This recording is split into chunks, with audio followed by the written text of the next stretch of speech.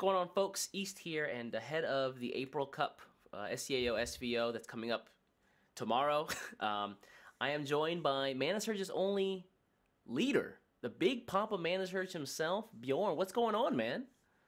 Yeah, I'm fine. I mean, there's always only one leader, right? I don't really think there's a scenario where there's two. You can have a partnership. It's possible. Have a chair, have it like a chair, like a executive committee or something. But no, we're talking to the big papa himself. Mm. We really focused on. I guess this month we're really focusing on Team Manasurge, and what I really want to do is so. Of course, you're also a player. You'll be playing in the April Cup this weekend, tomorrow, and hopefully on Sunday.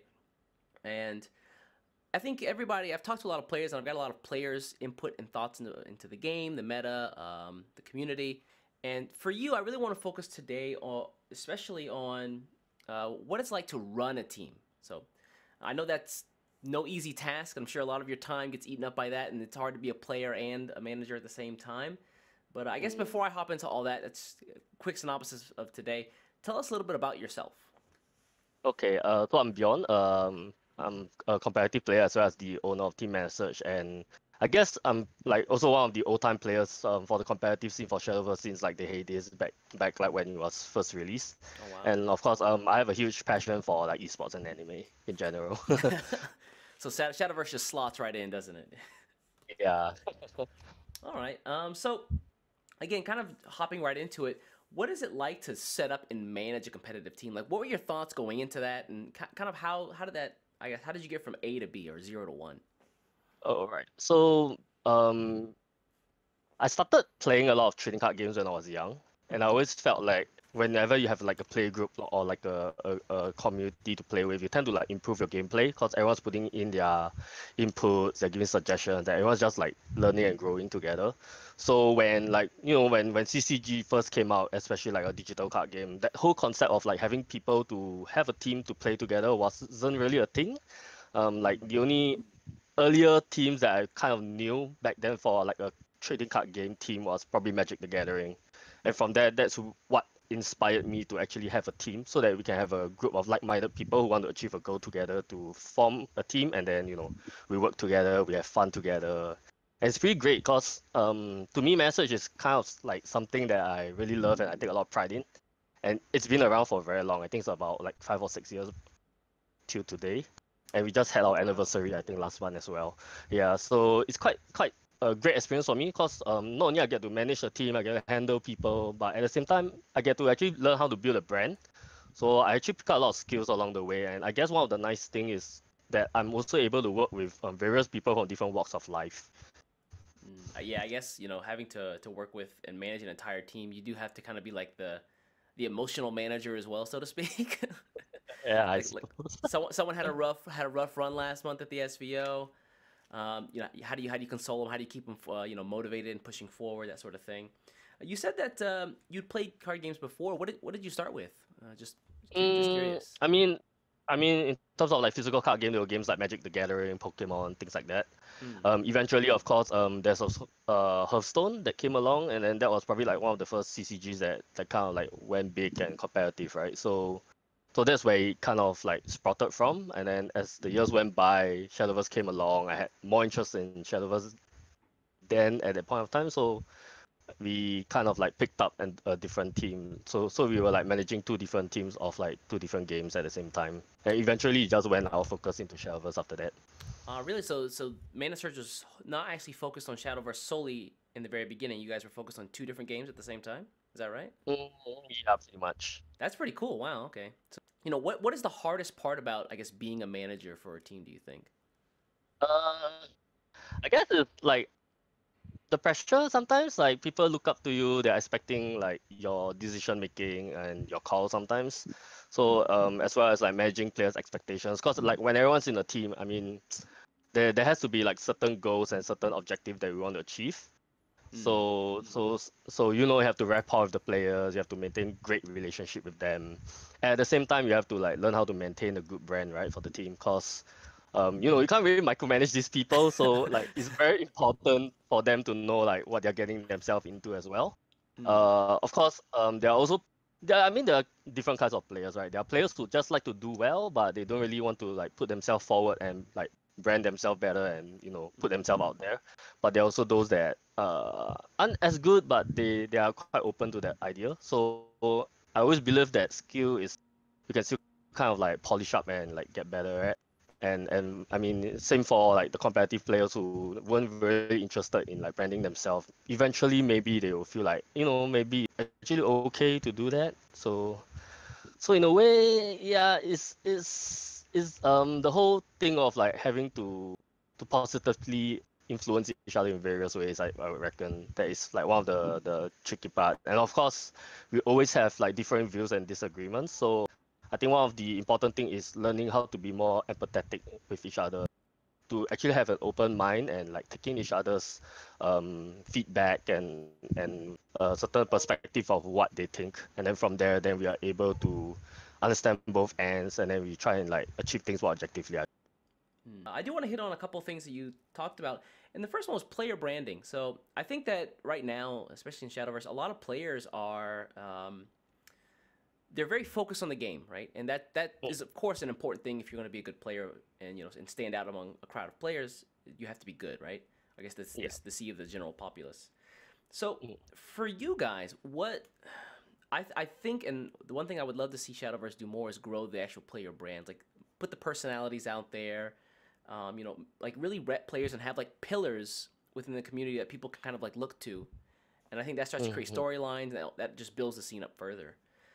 For you guys, what kind of efforts are you taking this year for player branding? Do you guys have any goals or?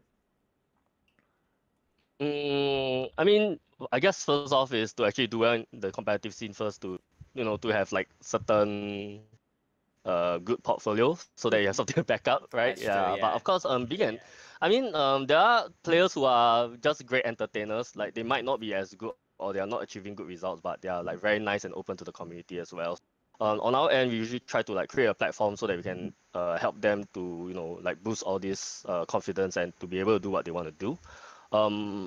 At the same time, I don't really force them to do it, because at the end of the day, it's kind of like something that you really want to do it for yourself. So if the players don't really want to do it, then I will not push them too hard about Hmm. it. Yeah.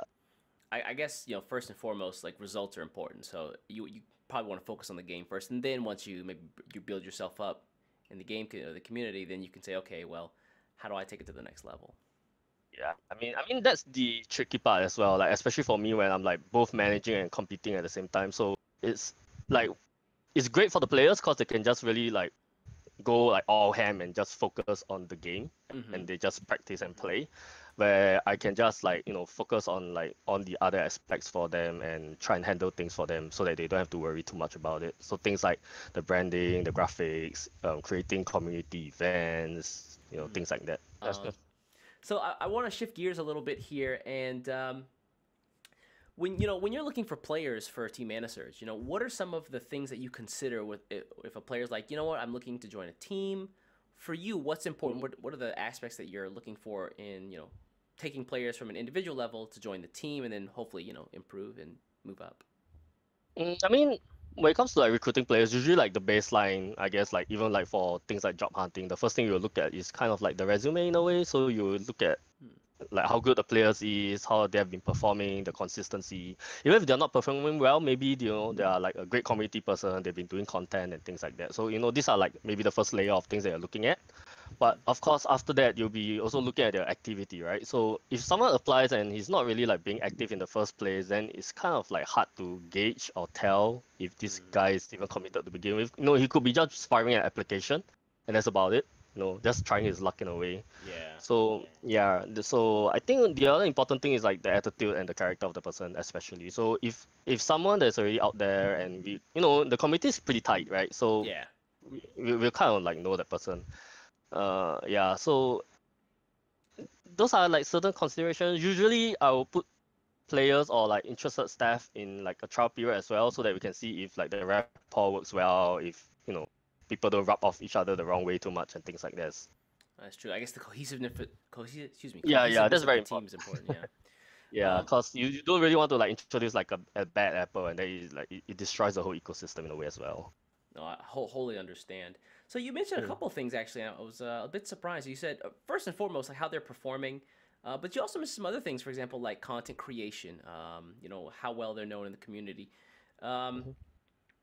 so are you guys not only looking for players that you know like are for any given, I guess for any or during any time period? Are you guys also looking for content creators, other people out there? I think there's a lot of folks who like to make content. Maybe not the best player in the world, but you know they make a pretty damn good video, right?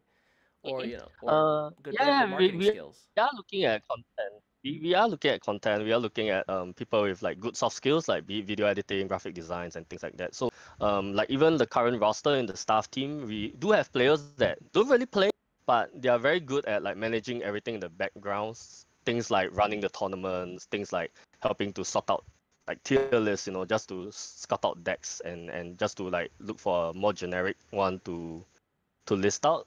And then of course they usually present the draft and then we look through and then we try and make adjustments, things like that. Of course we also have like data analysis people who are Mm. quite a big fan of data. I'm a big fan of data. Same. I'm quite a data player. So usually when like I do lineups and stuff, I'm very data driven. So there's always the data people as well, and all this information are very good and very insightful as well. No, I guess what's the quote? Shadowverse is a game of choices. So yeah, I guess you know getting the data from those choices is important, Right. right? Yeah. So you know whenever you guys are looking for you know new players, let's imagine I'm a new player and I see this video and I say to myself, well, what kind of where can I build up a performance record, or what kind of performance are they looking at? What are you know looking at when you're you know taking a look at players? I mean, in terms of results, there's always like the SVO finishes, right? Like how Mhm. consistent they've been doing. Like they don't really have to be like super high score, like go 5-2-6. Is that it? Yeah. Yeah. Like they don't have to go X2 X1s all the way, you know. Like if they're like even consistent at like 4-3s, 3-4s, I think that's like a good start already. Hmm. Then it just boils down to the attitude and like how much time and effort they really want to put into the game. You know, you might have some players that they just join hoping to get free resources, but they don't really contribute much, and then that's kind of like defeating the purpose of like us having them in the team as well, right? Because it's supposed to be like a whole mutual thing where we all help each other. Yeah. So that's that. Yeah. Okay, so yeah, I guess having that symbiotic relationship, so to speak, where they give, you guys give, and you kind of both grow together, right? It's one of those 1+1 = 3s things. Yeah. So I know we talked a little bit before about this. So like some of the other events, we have the Shadowverse Cup, excuse me, Shadowverse Open. So like you also mentioned community events before. So for example, like the Shadowverse Newbies, of course the MS Cup. I know you guys host that pretty frequently. Fantasy Force. Would you say those are like the big three or the big four rather? Yeah, I think these three are probably the ones going around. Of course, there are more region-centric tournaments like the Hmm. Shadowverse Indonesia as well. Yeah. They have a pretty big community there, and they do like regular tournaments as well. But I'm not from Indonesia, so sometimes I don't really hear news from them. Yeah. But yeah, I guess the big three are like is like the MS Cup, the Fantasy, and Shadowverse Newbies. Probably these three. But they are also like of different tier in a way. Like Shadowverse Newbie is like great for like newcomers Yeah. and people who are kind of like on the budget, you know. And then Fantasy Forest is kind of like fun, you know, because they have things like Take Two, Unlimited, and things like that as well. And then of course, MS Cup is so far we've been only doing rotations because we realized that there's this lack of like practice platform for the SVO. Like previously, we do have like the other tournaments as well, you know, like be it Seekers, be it the Monkey of the Week and things like that. But Yeah. in like I think like around last year, like mid last year, we started to have like a drop in those kind of tournaments. So we decided to just pick it up because Hmm. yeah, we wanted to just like create like more platforms for people to just practice, get used to it.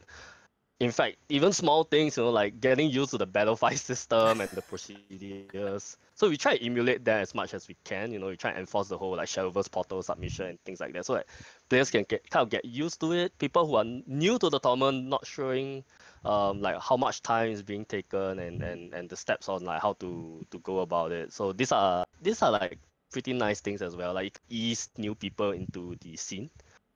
Hmm. So then let's wrap up things here. So you know we talked a little bit about your goals for the year, how you know what you guys are looking for in team members, you know what the team does. For you, what are the most rewarding things about managing a team? It could be anything. It's always rewarding to see players do well and make improvements improvements to achieve their goals. I feel usually I'll feel that it's very rewarding and I'll be proud of it.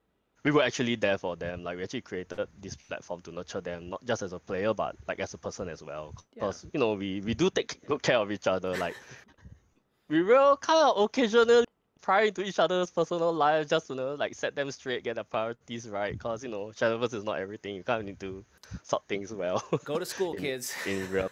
Yes, go to school. Yeah, things like. Okay, so then I guess just seeing the team do well at the end of the year, it gives you that nice warm feeling. Like, you know what? I helped foster this. I helped create this. It's all like it's not just that one person winning; it's the whole team succeeding, right? Yeah, I mean, even if a player gets picked up by a professional team eventually, we are usually very happy for them. So there's that. Okay, so Yeah. not just for Manasurge, but if you just want to see them grow as a person. Yeah. I mean, partially, I think like I'm kind of like too old for that now. So it's great to see like the younger being able to like achieve things that I had. I could have had the resources and like the platform to achieve on back then. You get that tear in your eye, like a parent watching their kid go off to college. Kind of. I mean, yeah. Like even everyone in Discord sometimes calls me like the papa figure in a way. I mean, when you're the manager, you're kind of supporting everybody. Kind of have kids, don't you? Yeah, it does feel like having like a bunch of kids sometimes. But so before we get out of here, man, again, thank you for your time. Do you have any shout-outs to anybody you want to give out there watching the video or at home? Alright, shoutouts. You can follow me on Twitter, on Twitch, although I've not been streaming often, but when I do, it'll be fun. I'm starting a new podcast, but it's not really Shadowverse related. It's just more like anime and J-pop culture stuff. So it's like Shadowverse, anime, they're kind of hand in hand in a way. So I decided to just touch on like something more like Japanese subculture in a way. So that's that. Of course, shout outs to Team Manasurge. You can also follow us on Twitter, on our website. We do update tier lists, not very frequently, but we try to be as accurate as we can. Yeah. And of course, to join the MS Cup as well. So we usually try to hold those tournaments twice a month at least. So do join. It's a great place for you to be able to mingle with new players, get to know how things work. At the same time, you even get to like win some cool emblems and sleeves along the way. So every month there's actually like new emblems and sleeves to be earned apart from the SVO ones. Oh, that's right. Yeah, the side games also create a support for actual community tournaments to give away things like emblems and sleeves. Yeah. Actual prizes in game. So the prize, yes, the prizes are a lot more attractive now. So is there. So there are incentive to actually join. You not only get vials, you get sleeves and emblems. So it's pretty.